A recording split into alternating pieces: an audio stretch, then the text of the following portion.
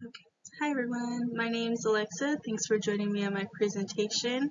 Today we're going to focus on a critical issue in public health, which is in regards to the effects of organophosphate esters on fetal development. So here's a quick view of what we're going to dive into today, starting with an introduction, where I'll tell you exactly what organophosphate esters are and why it's important for researchers to study them. So organophosphate esters, or OPEs, are a group of chemicals widely used in various products in the form of flame retardants and plasticizers. So you may have never heard of these compounds, but they are common in everyday appliances like furniture and electronics, as well as in textiles and building material. And there are different routes of exposure that exist. So one of them is dermal contact, which is when these appliances touch your skin, and the other ones include ingestion and inhalation. So our food and water can be contaminated with OPEs, and the buildup of dust can contain OPE particles in the air when we breathe. Although the functions of adding these chemicals in products is supposed to be for safety and durability, these chemicals are a growing concern due to their potential health risks, especially to pregnant women and fetuses. So next, we're going to answer the question, how do OPEs affect human health? And we're going to answer that by looking into the health implications in relation to OPE exposure. So OPEs have been linked to several health issues, which has been suggested through several studies on human participants and animal research. For pregnant women, the concern is that these chemicals might cross the placenta and affect fetal development. So one important finding is that some OPEs are able to disrupt endocrine function, which interferes with hormonal balance.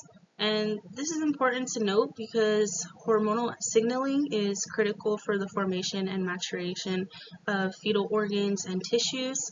And this interference makes pregnant women and fetuses very vulnerable to the neurotoxicity of OPEs.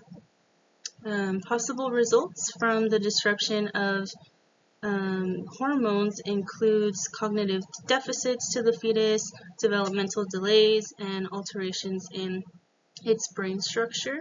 And other studies have also shown that maternal OPE exposure may lead to premature birth and low birth weight, which may increase the risk of neonatal morbidity. So next we're going to look at some epidemiological evidence from studies that have been completed with the goal of identifying these adverse effects from OPE exposure. So one comprehensive study involved assessing maternal OPE exposure and fetal growth through the use of urine samples and ultrasound imaging.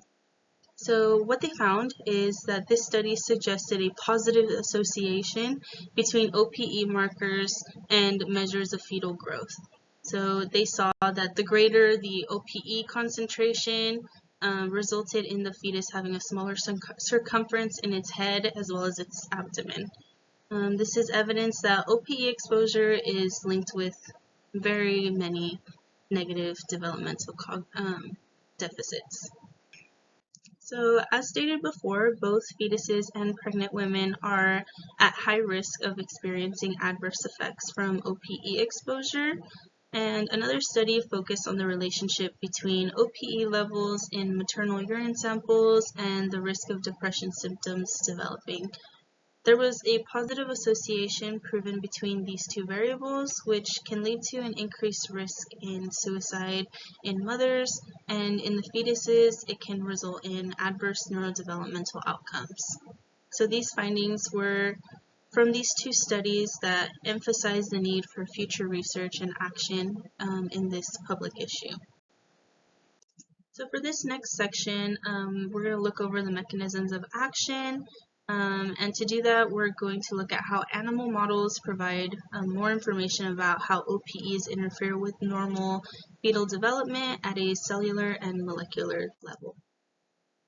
So as mentioned, development in fetuses is often disrupted on a hormonal level from OPE exposure. And one way in which this occurs is through thyroid hormone disruption. So maternal thyroid disruption during pregnancy has been associated with higher risks of preterm birth and low birth weight. And one study on rats observed toxicity data regarding the transfer of OPEs across the blood-brain barrier of the fetus. In vitro studies have also been done to further understand the pathways of these compounds and how they achieve getting into that blood-brain barrier on a chemical level.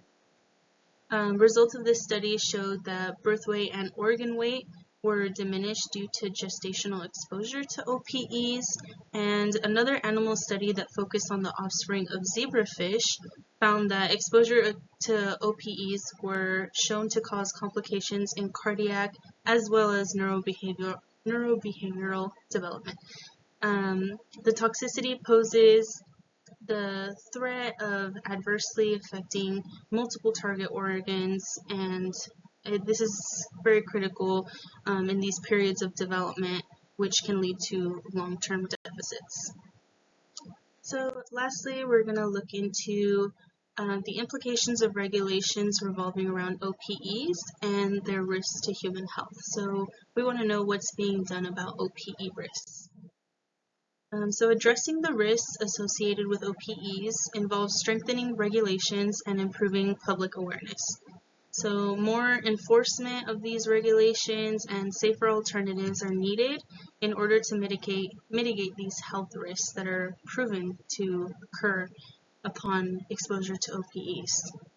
So one study that dives into this issue was conducted by providing a group of pregnant women with instructions to continuously wash their hands, while another group was given techniques to properly clean their homes. And this led to decreased concentrations of OPEs in participants' urine samples in each of the groups.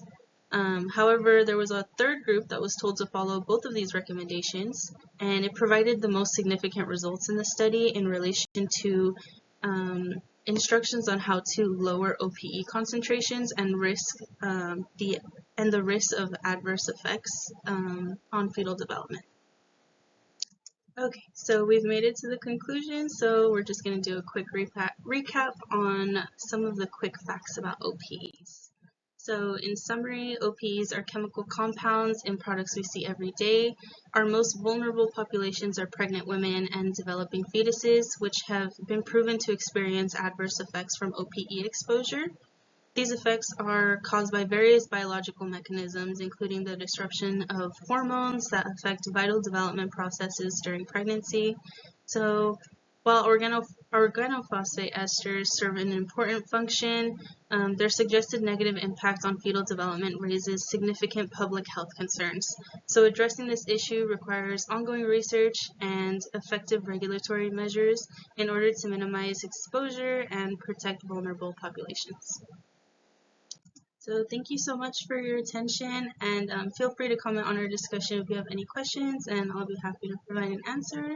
And here are my references.